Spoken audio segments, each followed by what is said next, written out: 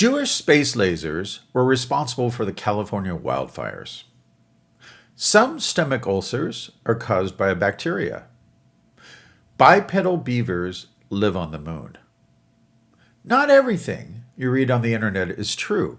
In fact, misinformation can lead to real world harm, fanning the flames of antisemitism, inciting riots, and even spreading disease. So, how do we combat disinformation without infringing on free speech? My guest today, Matthew Lease, is one of the leaders of an ambitious project called Good Systems, which is focused on developing innovative AI technologies to protect the information environment. His team is working to support journalists, fact checkers, and analysts in their efforts to combat misinformation. I think we talk very much in this country about free speech and the importance of it.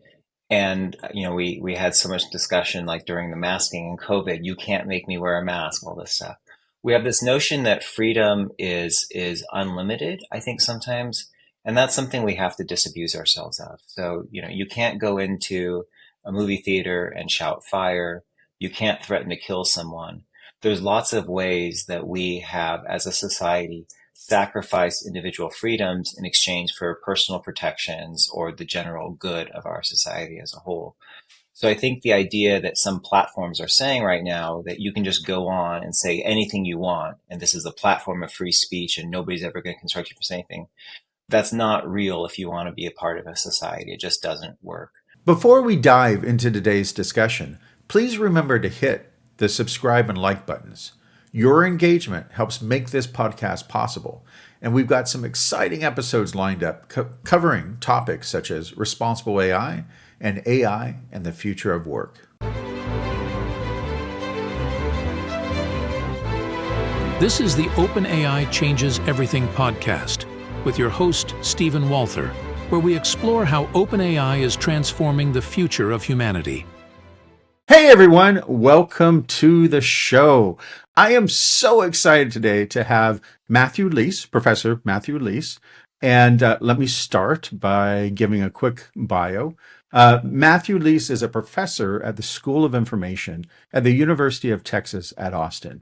He is a faculty founder and leader of Good Systems, an 8-year university-wide moonshot grand challenge to design responsible AI technologies.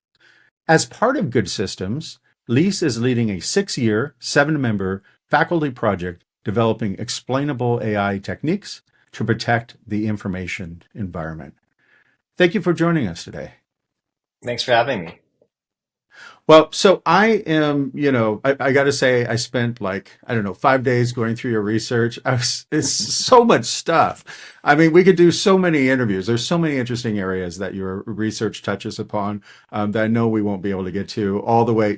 I want to talk about all the good system stuff, but you also have lots of research on explainability. I saw the research that you had on things like creating more civil discourse within, social media.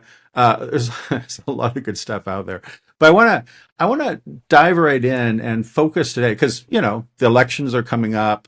Disinformation, misinformation is top of people's minds. There's a lot of stuff that, people are worried about right now with AI and, what could be going on with the election. So I want to really focus on that topic today. And I wanted to start by asking you about Good Systems. That's the University of Texas at Austin. I know that's the Moonshot program, and just loves to hear some background on it and what it's trying to achieve.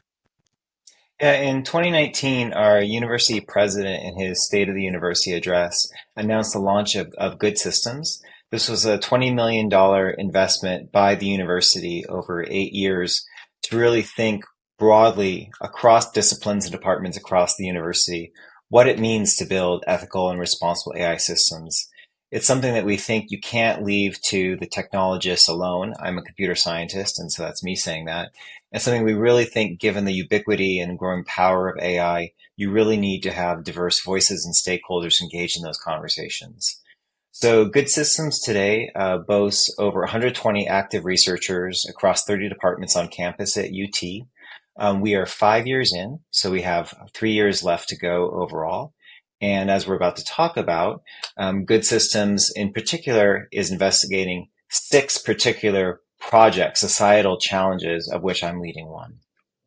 Yeah, and can you tell me about that? What part of good systems are you spearheading? Sure. So, in general, we think that responsible AI isn't something that you can investigate in a vacuum. I don't just wake up in the morning and think about something good to work on, which is great, fundamental research, but might not necessarily be applicable in the near term. So instead, what we've really looked at is what we call use-inspired research. We take these key problems from society and we work to address them. And by doing that, we identify where are gaps in the state of the art of current AI we need to address. By addressing those gaps, we not only advance responsible AI technologies, but then we can then leverage those advances to support particular problems of interest. So we've identified 6 particular societal challenges across the university. I'm particularly working around the information landscape. So our project's entitled Designing Responsible AI Technologies to Support Information Integrity. So broadly, we're looking at everything like strategic disinformation campaigns, inadvertent accidental misinformation, something we talk about called conflicting information, which people haven't thought about as much, but you could imagine during a time of crisis, whether it's a national disaster or a pandemic, there's just a lot of information emerging, coming out very quickly. We might not quite know what's going on, so you might have conflicting information in that way. Over the time of the pandemic, our understanding evolved about whether we needed to use Clorox wipes to wipe our groceries down or Yeah. something. Or even if you're on the frontiers of sort of human knowledge and understanding, the best experts are going to be disagreeing with one another about what we think the latest thing is to do, and how do we sort of navigate these kinds of conflicting information. So particularly, we want to build tools to AI-empowered tools to help sort of stakeholders deal with this stuff. Yeah. And this could be professional fact checkers. This could be information analysts. Anybody who is looking at trying to navigate this incredibly complex information landscape we have today and help the public or their particular organizations better contend with this and navigate where we think the truth lies. Got it. So I'm going to admit right up front, I always get confused when people talk about misinformation, disinformation. You brought up some other types of rapid information being thrown at you. Like, can you help me with the terminology? I mean, what's the difference Sure. between information, disinformation, misinformation, and what would you call this other sort of stuff that you're talking about? Yeah, so Claire Wardle, formerly of First Fact, now the Information Futures Lab, came up with this taxonomy that was popular, but she herself actually now sort of backs away from it, and I'll say a little more context. So first of all, we start with a term like disinformation. So we're saying this is sort of a strategic campaign by an individual or organization to spread something that's not true. We counter this or compare it and contrast it with misinformation. So this is something more of accidental, inadvertent spreading. So it might be that I say something online that I believe is true, but actually I'm Yeah. wrong, or it could Right. be I'm just forwarding something from somebody else. Yeah. And then malinformation is something that isn't necessarily true, but we're spreading it sort of with the intent to do harm. So Claire recently got an award at my university and was giving a talk, and she was talking about why she thinks this framework, while somewhat useful, is a little overly simplistic and just not necessarily up to the job. And she gave this example of here's a person she presented who's on YouTube presenting lots of videos talking about why vaccines can cause autism and stuff like this. And here's somebody who has, binders of research articles they have read, they pulled together to try to make this story. And it's somebody who clearly is not trying to spread truths to cause harm. They're really saying what they've thought about. And this isn't they just accidentally forwarded something without thinking about it. They've thought about this quite a lot. And yet they're still spreading consistently this information, which is widely disputed or debunked, by science and by fact checkers worldwide. So somehow we sort of maybe need a little nuance in these definitions. So this I've sounds mentioned. like, Oh, go ahead. oh, sorry, yeah, no. So sounds like the crazy uncle who got stuck on, this. He's gone Yeah. down some sort of crazy rabbit hole. He's convinced himself this thing is true, whatever it is, and he's just, it's not. But he's not like intentionally trying to, deceive people. Because when you said like that distinction before between disinformation and misinformation, I Yeah. said to myself, oh, well, disinformation, that's evil stuff. That's what bad people do. And misinformation is like, I mean, what my grandmother does when she gets confused about a fact, or, it's not necessarily evil.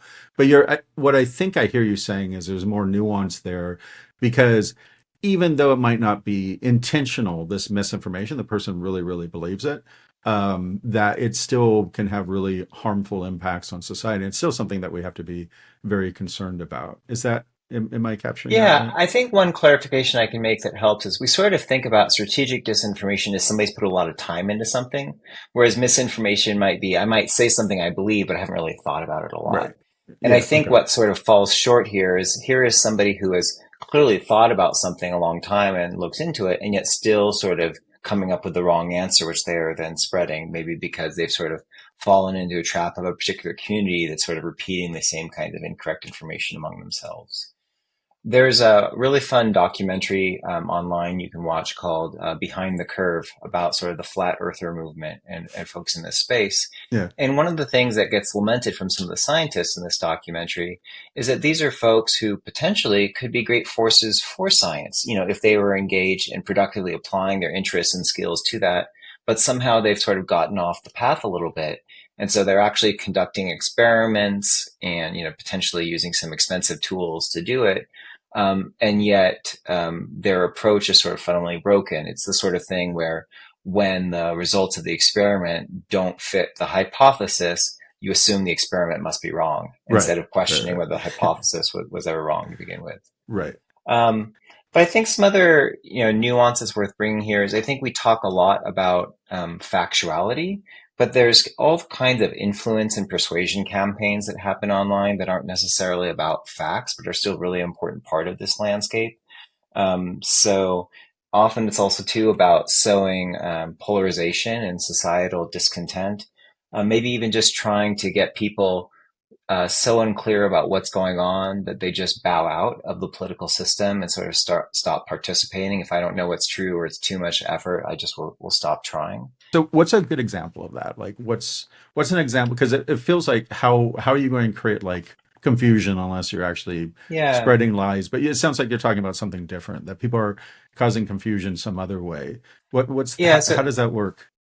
some of the most famous examples were work by some of the Russian strategic disinformation, around 2016 and thereabouts. But here in my state of Texas, we had a protest down in Houston where you had folks in front of a mosque on two sides of the street. One side was sort of white power movement, holding up Confederate flags and this sort of thing. The other side of the street were folks in defense of Islam and all the people who practice, that religion in a way that's kind and safe. And all of this the entire protest was set up by the Russian disinfluence campaign on both sides, Oh, getting these two parties together, organizing the whole event, bringing them together, sowing sort of the civil crafty. discontent. That's very crafty. Okay. Okay. Yeah, Now I'm starting to and this understand. isn't the only one. There's Yeah. various examples of like Black Lives Matters, where again Right. these sorts of protests were set up. So it's just sort of sowing, domestic civil discontent, such that people aren't necessarily able to have the energy to think about international issues like pesky foreign governments invading countries that we might not like. Right. Um, Okay, that but makes yeah, sense. so we have all kinds of complexities. Like there's factual information that can't be verified. Like I can say what I had for breakfast this morning, but there's no way Yeah. you could ever check it. There are falsehoods that are clearly false, but they're better off not to fact check because just it's so fringe. The fact that you would fact check it would give it more standing and Mm. visibility in the world than if you were to simply ignore it. Yeah. And there's a lot of stuff that's just people spouting their personal opinions about things, which are not actually facts at all. We've been doing interviews with fact checkers from around the world. And one of the fascinating things we found in India, sort of different from everywhere else, is by and large, when we talk to fact checkers, they say, our job is to check facts. And if something's not a fact, it's not our problem, even if it's causing bad in the world. But in India, because they've had so much problem with sort of political, racial, religious unrest leading to violence, they found even the stuff that isn't factual, the people who are identifying as fact checkers are still going out and trying to contextualize, bringing sort of information on the other side to these discussions, because if they feel like if they don't speak out, then this sort of civil unrest really follows. And so it's interesting, sort of the role when we think about this space and what is really facts and what is just a lot of these other confounding issues in terms of persuasion and polarization campaigns. Yeah, I'm having trouble understanding. So, the distinction that you're making here between facts and opinions, and you're saying that they're going out. And so, what's the? I'm not sure if I can make sense Sure. of that in my mind. So, what do you mean by like an opinion versus a fact? Sure.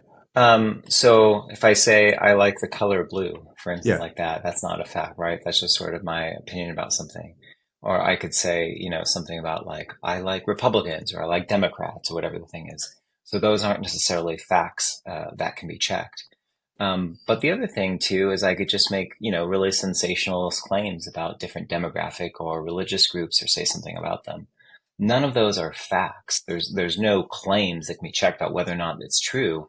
I'm just saying something that's really potentially offensive or upsetting to sort of different groups. And if I present all this sort of polarizing information and there's no sort of nobody speaking on the other side, that can really inflame existing tensions or social divides we have. I see. So it's less about like stating, like going back to your India example. It's just sort of like people saying, "I don't like a certain segment of the population." And it's not Hmm. really like they're asserting anything about that segment of the population. They're just voicing, Hmm. and in their opinion, you're saying. And so it's not, you can't really just say, well, you're wrong about that because obviously they're right about that. They're expressing the fact they don't like this subpopulation. Exactly. Okay. I get it. Yeah. So it's a very complicated campaign, and I imagine we'll be talking more about aspects around this, but it's certainly not just about what's true and untrue. It's not just fake news, and it's not just facts. There's lots of things in terms of, again, these campaigns to sort of undermine societal harmony or grow tensions, fan the flames of violence. So help me understand this problem better. Because I know, I go to Google News. I appreciate the fact they have the little fact checking section in it now. And I know there's a lot of these organizations out there like PolitiFact and was it Snopes is, some of these Yeah, organizations have existed for a while now that it's kind of fun after each debate, that's now they immediately rush in, you get all the that's fact checkers and that's yeah. always fun. You get the list the next day and, the New York Times or whatever newspaper you're reading with the list of, so why isn't this enough? Why aren't these organizations able to, help us be able to, prevent disinformation and misinformation? Sure. Well, in general, if you think about the internet, it's a big, wild, unruly place. Yeah, that's And why we the love it. great Yeah. thing, the great thing about this Web 2.0, as it once was called, was like anyone can say anything, anywhere, anytime. We don't have a publisher who has to vet everything before it Yeah. goes out there. And when that happens, lots of people can say things that aren't necessarily correct or true for, again, accidental or intentional reasons. So fact-checking organizations are wonderful, but they just can't get to everything for sure. If you imagine the scale when everybody on the internet is saying something and these fact-checking organizations, so that's one of the biggest challenges around it. It's a space where, we might like to automate because we automate so many things to try to deal with scale, but sort of even state of the art really isn't up, state of the art artificial intelligence, AI, really isn't up to the challenge just yet. And then, as I say, there's a lot of these like, little nuances. So, for instance, if somebody is saying something that's not a factual statement, but that's potentially sowing societal division and could even lead to violence, whose problem is that? I mean, Yeah. again, some fact checkers would say, most of them would say it's not ours. We just check facts.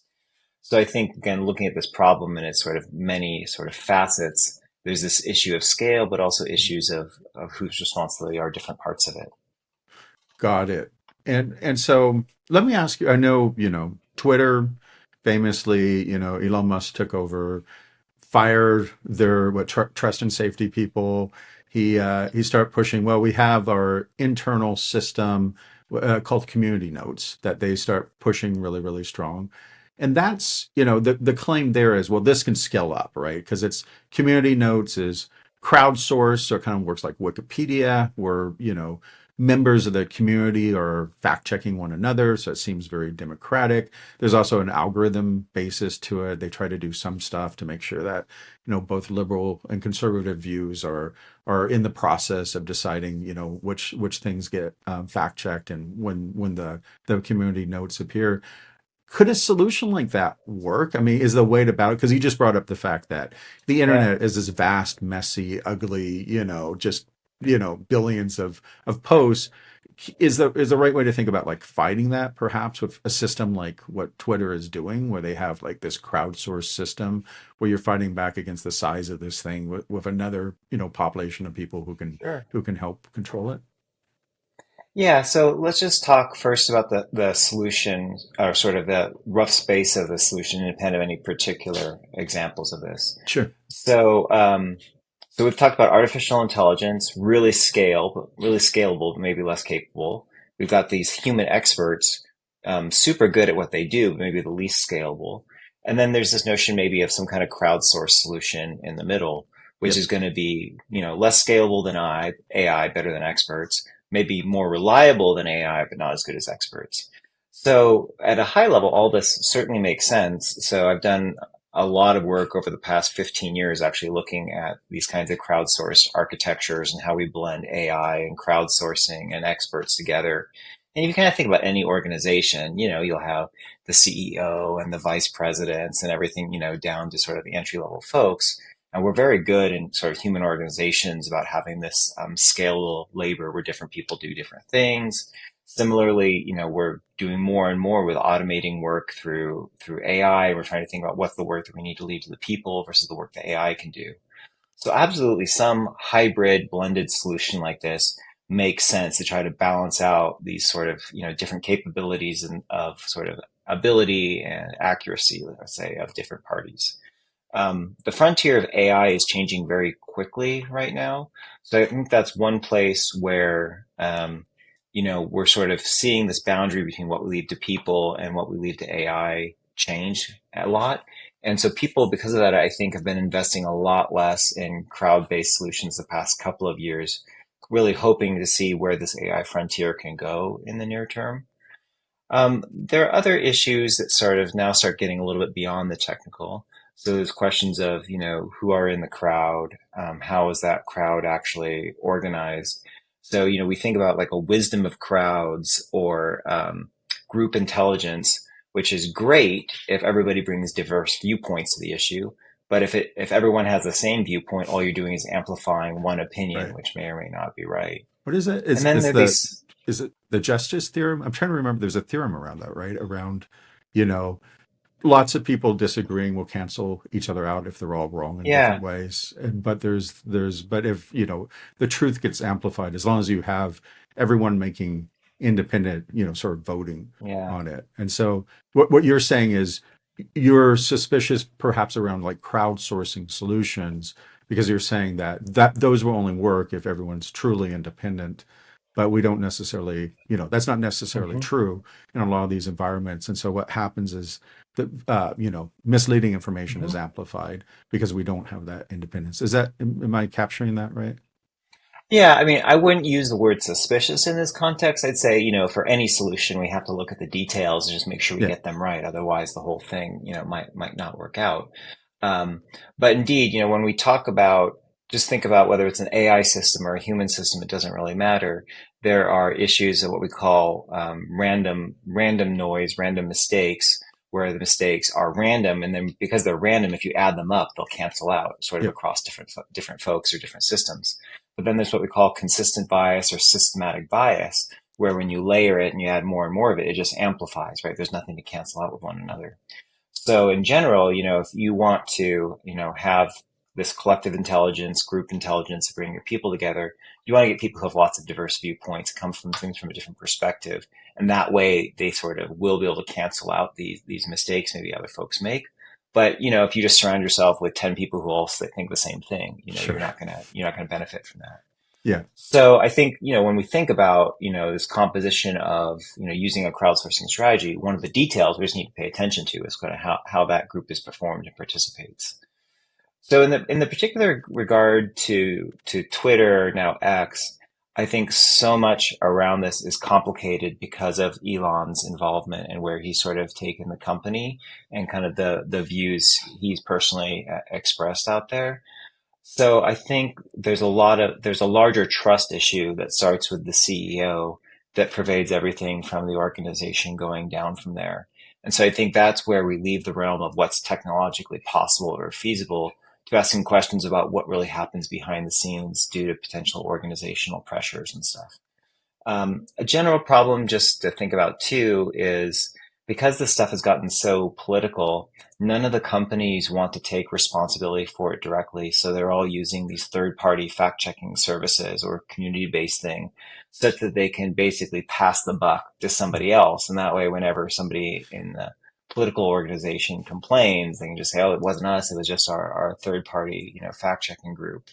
And that gets them off the hook, but it doesn't necessarily lead But to the wait, best wait. solution for Can the I push problem. back a little bit on that though? Because Sure. Yeah. to be fair to these companies, I mean, they never wanted to get in. A lot of them, I'm not sure about.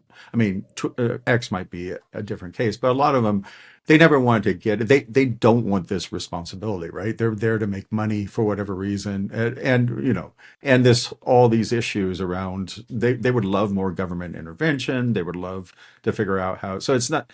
I think it's a reasonable thing for them to want to come up with some sort of system where they're not making these decisions that people have, such strong beliefs over. Because I don't really want them making those decisions either, but they're, someone has to make them. So I guess hmm I'm curious about like, it sounds like you think that there might be a good approach around crowdsourcing.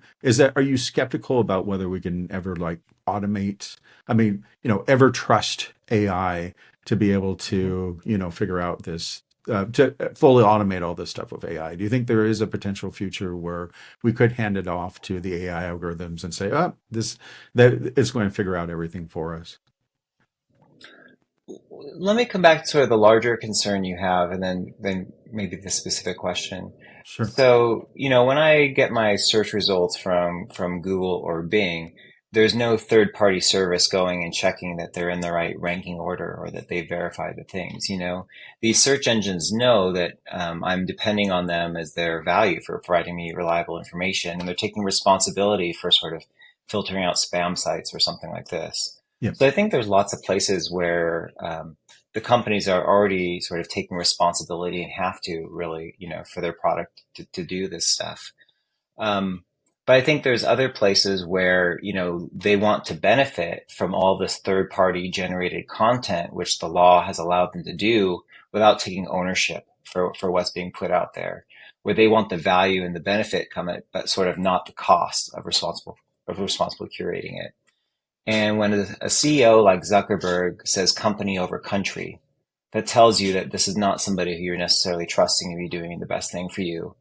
These companies derive their value a lot from use, basically from user engagement, and controversy drives clicks, Yep. for these folks. Outrage. So I don't Yeah. think they're necessarily doing what's in our best interest. I get the idea that we don't want Facebook or Google to unilaterally just decide truth for the world. But the reality is their ranking algorithms are already mediating our information access so much already. And so what we have to do is actually have them recognize that responsibility and then think about what sorts of transparency and auditing controls we can put in place such that we feel good about it and not pass the buck. Interesting. Okay. Um, what was your question about AI again? I think the general question is, so you talked about three different solutions to, kind of fact checking. You can have, your panel of experts, like, I assume Snopes works like this and PolitiFact, where they have a bunch of people who go through and check it. That's not very scalable. We talked about crowdsourcing, which is what Elon Musk is trying to do with X, where he's trying to get, just huge population of people to help. And then the final kind of solution hmm is like full AI, you have the algorithms, it decides Yeah. what gets, and I guess my question is, what's sort of like the most promising avenue? Yeah. Are any of these like, you anticipate failure with that just won't work? So, one important detail to understand is there was a crowdsourced solution at Twitter before Elon Musk ever came in called Birdwatch. And Yeah, actually, under Elon, they pulled it out and put this community notes thing in place. And I think that's a weaker system that was put in place of a stronger system intentionally. So I wouldn't credit him for it. In fact, I think he deserves credit for undermining the system that was there actually before, as well as getting rid of the trust and safety team that was doing a lot of this stuff. But in terms of what is the best path forward in all of this, I mean, I think we might be talking about it more in a minute or two, but certainly when we use AI systems, there's all kinds of other risks of harm we have there, as well as potential benefits. So you have to be thinking about transparency of AI systems as well. I think the work that we're doing in our Good Systems project at UT Austin is really trying to think about how we scale up or accelerate the work of fact checkers. So I don't think there is any kind of one size fits all solution to give here. I mean, I think to some extent the stuff, because of the scale you're dealing with, you have to have an AI solution at some level, at least dealing with the stuff that's most blatantly problematic, yeah, just to most clearly do it. And then when you get to points when there's uncertainty, maybe that's when you escalate it to human involvement. And that human involvement might start with an inexpert crowd kind of solution to look at something like that.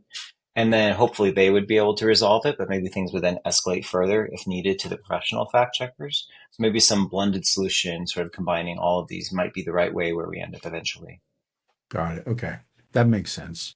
Well, so I wanted to ask you about, I know, I always have mixed feelings about fact checking because I always, I understand all the harms that misinformation or disinformation can cause. I mean, all this stuff that's come up recently with the hurricanes and all the government being able to control the weather. I mean, this has real consequences for people's lives. So it's a horrible thing. And obviously things like, the Jewish space lasers, leads to anti-Semitism. It's just so crazy. But anyway, it leads, I mean, so these things have real I wish harms, I could right? get me one of those space I know lasers. Sounds it pretty sounds so cool. cool. Yeah. But yeah. So I mean, I get that, but I think I also feel like a lot of people some nervousness though, Yeah. especially about a mysterious black box algorithm deciding, what we get to post on X or Facebook or wherever. And my big fear is we'll get very soon to this future where Chat GPT, is helping me write my essay, and it says you can't say that, stop saying that. And so, Mhm. there's this nervousness, and I mean, the ways I've experienced it are relatively minor. There was no comparison at all around sort of like the challenges I've ran into versus hurricane victims, obviously. But recently I did a podcast interview with the director of policy at the Responsible AI Institute. It's a great podcast. It was good. We talked about the the EU AI Act. There was nothing really political in it, but it was getting like zero views. Like after it was Mm. posted, I couldn't figure out why, and I finally dug into it, and I discovered that YouTube wasn't promoting it anywhere with their algorithms because they considered it political, and I hadn't registered as a political entity, and so they decided that because I'm not a political entity, they didn't want to promote that. And that example is a little frightening because it was sort of silently being hid from the world. Again, probably not a huge impact on the world that one of the podcasts didn't get out, but still, I mean, it's like it feels like a violation of my ability to express myself. And I'm now a political entity registered on YouTube, so I can Yeah. post things like that. But I mean, there's lots of other. I mean, I was a little surprised yesterday. My son was trying to create an AI generated video, and it blocked him from doing certain things. He was using Kling, and Yeah. you can't say the word bomb. And so if you're creating a video of some, I don't know, bad guys and good guys fighting, it's kind of problematic. I mean, you have to be able to talk about some negative things. And so I think my sort of the fear I'm expressing here is I think a fear that a lot of people have that as especially as AI is completely mysterious to most of us. We have no idea how it's working. It's making these really important decisions about our lives, like what jobs we get, when we get promoted for jobs, how long we get sentenced in prison, all of these really important, questions about our lives. It makes me nervous that we're giving more and more power over to these algorithms, and we're trusting it. So I guess I don't know. This is a big jumble of fear I'm throwing at you here, but Sure. I worry about like all of these sort of like attempts to fight disinformation or misinformation, because sometimes they feel like they're unintentionally might end up in me losing certain freedoms that are important to me. Yeah, there's a lot of interesting aspects of this to dive into. So let me just try to talk about a couple. One is I think we talk very much in this country about free speech and the importance of it. And we had so much discussion like during the masking and COVID, you can't make me wear a mask, all this stuff. Right. We have this notion that freedom is unlimited, I think sometimes, and that's something we have to disabuse ourselves of. So, you can't go into a movie theater and shout fire. You can't threaten to kill someone. There's lots of ways that we have as a society sacrifice individual freedoms in exchange for personal protections or the general good of our society as a whole. So I think the idea that some platforms are saying right now that you can just go on and say anything you want, and this is the platform of free speech and nobody's ever going to construct you for saying anything, that's not real if you want to be a part of a society. It just doesn't work. So I think we have to decide that stuff's going to get somehow within restrictions checked, moderated, blocked in some way. Now, another thing is I've studied a lot actually about content moderators and how they work on a lot of these platforms. And people don't realize that when you're dealing with a social media platform, human content moderators are doing a large amount of the work vetting the content that gets posted. These social media platforms could not function without these human content moderators, and they are essential workers. So when a lot of us got to go home during COVID, they had to go back to the office and be looking at whatever the child pornography or beheading queue that would be going on social media that day. So when we think about, this stuff being done, often people just assume it's all AI and it's not. It's often Yeah. people doing a lot of it. How are people making these decisions? Well, companies have policies or procedures about what's acceptable or not acceptable content.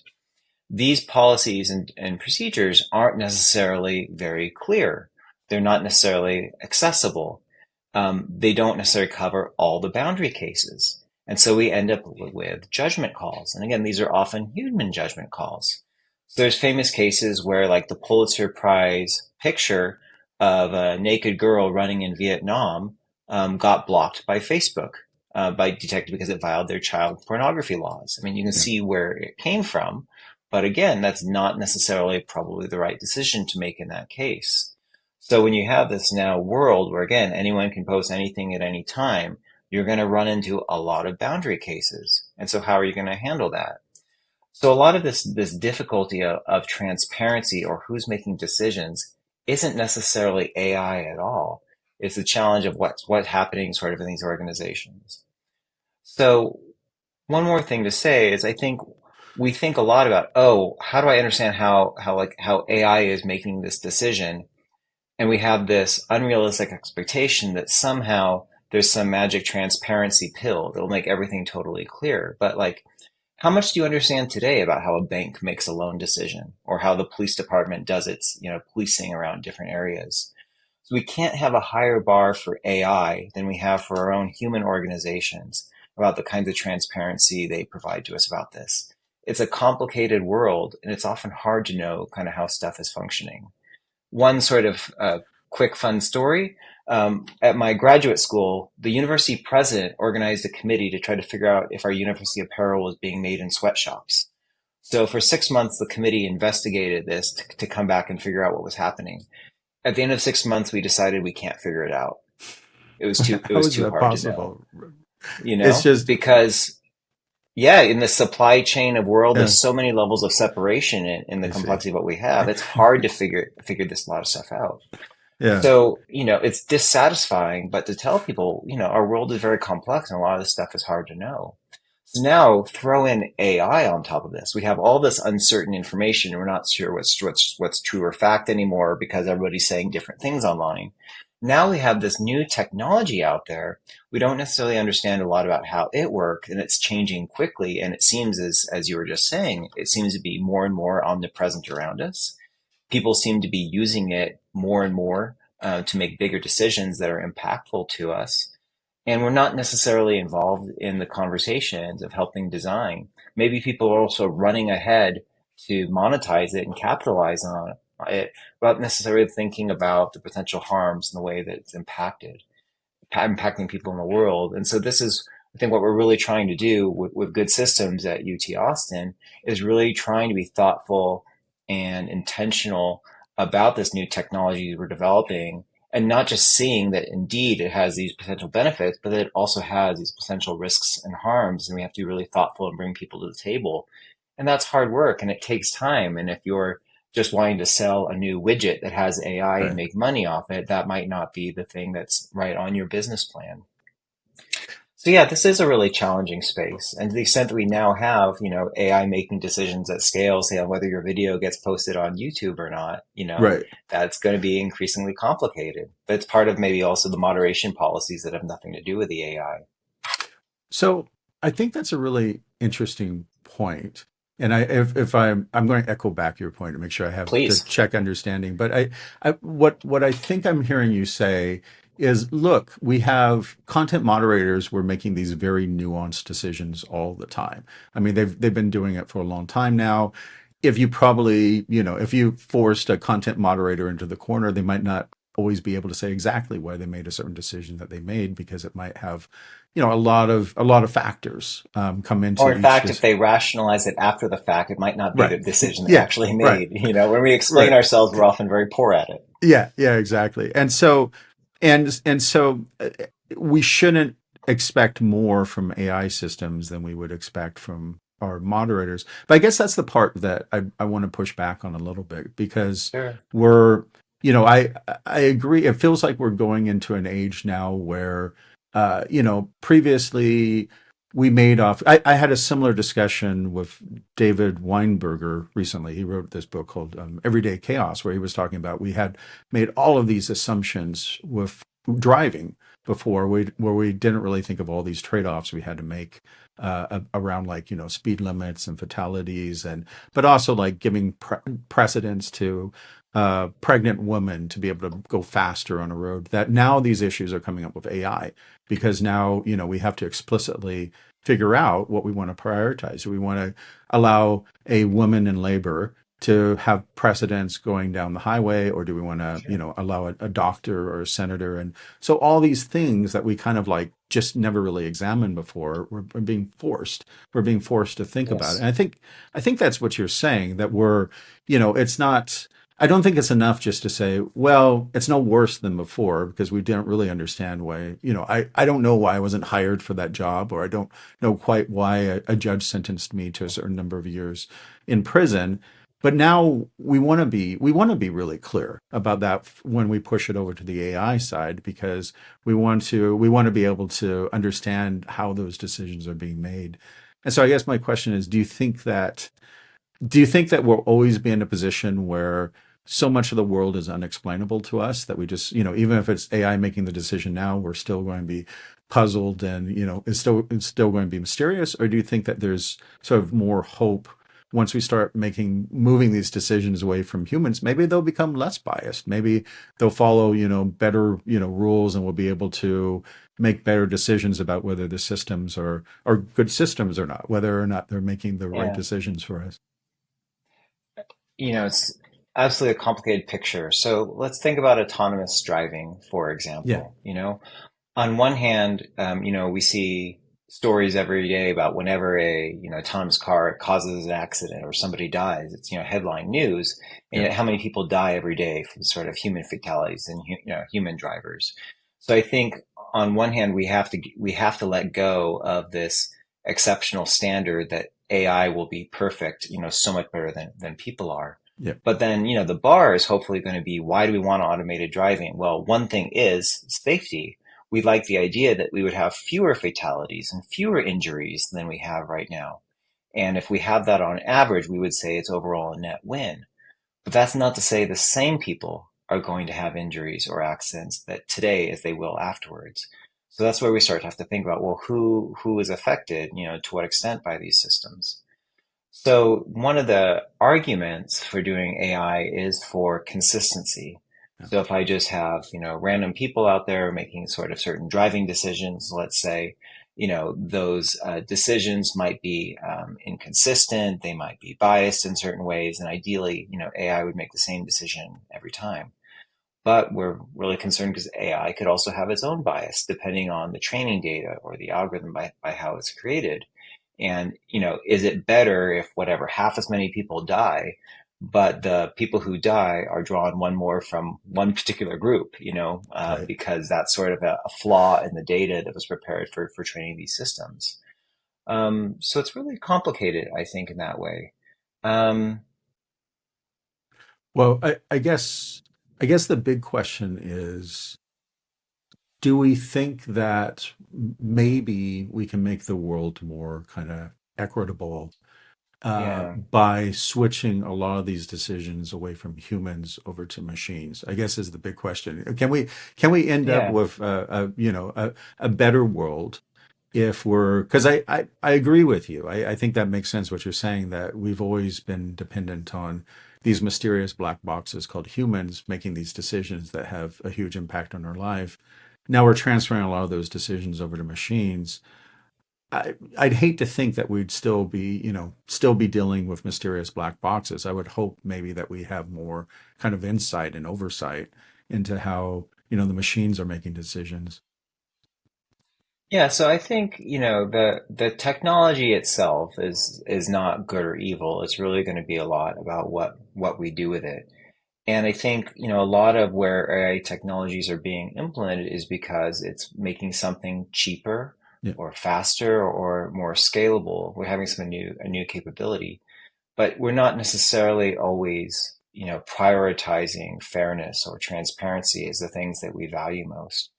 So I think we as a society, whether we're regulators or customers who are purchasing technology or the people developing the technologies themselves, sort of need to be really thoughtful about the priorities about what we want this technology to be like for the society we're building. Um, we have a long history in human civilization of, people in power, guiding the development of new things in ways that benefit themselves the most. Yeah. In that sense, new technologies of today could follow that same track record from the past and not necessarily, benefit the bulk of people in the same way. So I think we really do have to be thoughtful about how we do this. And it's not a technological solution. Technology by itself isn't going to solve anything. It's really going to be the ways we develop it. So yes, I'm an AI researcher. I think there's great opportunities for AI to benefit us from indeed providing transparency in ways we don't have right now, or providing fairness or consistency in ways we don't have now. That really depends on these AI systems being developed and rolled out in a thoughtful way that they don't necessarily always happen in practice, right? So that's where I think we can't just simply say it's going to be good or it's going to be bad. I think it's up to us to determine how it's going to end up. So that sounds optimistic to me, or I hope it sounds optimistic. So you're saying as long as we take this problem seriously, as long as we keep pushing to make sure that these systems are fair, that we could end up actually in a better world where there's more consistency and fairness and everything if we're using these algorithms in the right way. Is that fair? Should I be interpreting what you're saying as optimistic? Yeah, I think I'm giving you a mixed bag. I'm saying, we have a No, don't lot take of away my history. optimism. We have a long history of injustice in human civilization. We have a Yeah, tremendous amount of injustice in the world today. And so one might think, it's somewhat related to human nature that unless we address those human nature issues, we'll probably continue to have a lot of injustices in the future. And I think in that sense, there's something tough to fight against. And don't just look to technology to be a silver bullet that's going to somehow magically make all these human nature issues go away. At the same time, the source of optimism is what you say, the future is what we create it to be. And just in the way people are going out fighting injustice in the court system, or injustice in hunger in the world, or injustice in environmental impacts, there are lots of ways that we can be thinking about the injustice in the way these AI systems are built to try to build that better future for tomorrow. I think if you just leave it to itself, it will be most likely to reproduce something like we have already. But if we take a more active role in trying to shape that future for us, then of course the future's up to us. So, Matt, I want to thank you for your time today. I really appreciate it. Again, lots of stuff we could have talked about. How do people keep up on good systems? How do they, stay Sure. up to date on what's coming out? Yeah, what's the best Great. method? So you can follow us on Twitter/X. Also, if you find us on the internet at Yeah, goodsystems.utexas.edu, we have a mailing list you can sign up for. You can send us your questions. Or, of course, there's more direct ways to engage with us as well if you can see our partner opportunities there. But yeah, I'd love to hear from you. awesome. Thank you. Thank you very much. Thanks for having me. Appreciate it.